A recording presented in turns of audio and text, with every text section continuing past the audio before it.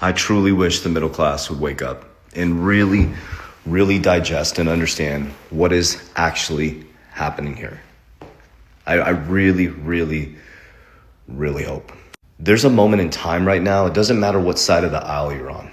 It doesn't matter if you're MAGA, it doesn't matter if you're left, doesn't matter if you're right, doesn't matter if you're up, doesn't matter if you're down, whatever religion you are.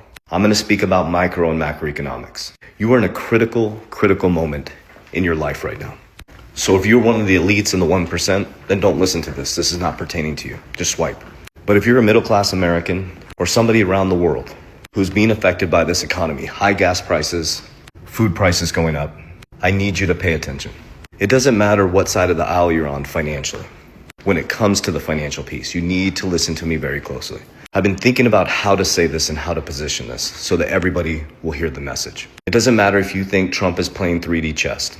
It doesn't matter if you think Russia is working with Iran to take down America. It doesn't matter if you think Israel is working with Trump to do this. It doesn't matter if you're with Iran, and it doesn't matter. The thing that is universally true is the middle class, working Americans, and people around the world. I'm American, so I'm going to speak to Americans. Is your economy is about to change.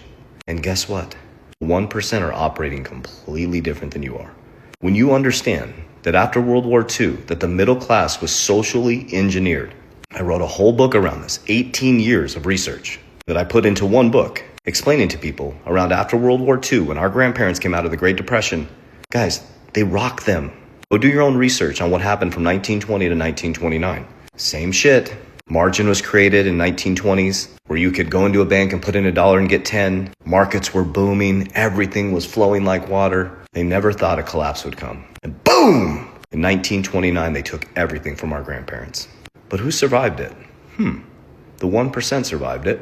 As our grandparents sat in food lines and they went into the Great Depression and they went from thriving economy, amazing family structure, to barely making it. Then World War II came in. And remember, changing world orders. Ray Dalio's changing world order. It's world wars and debt crisis that bring in new monetary systems. World War II happens. We come out of World War II, and they came back to the IMF, Bank of International Settlements, Bretton Woods. America became the world's reserve currency, gold-backed currency, through Bretton Woods. A whole new monetary system was created. And then they engineered what's called the middle class. They package it up in safety, security. And because our grandparents went through the Great Depression, they never wanted to go through that again. So they gave up freedom for compliance.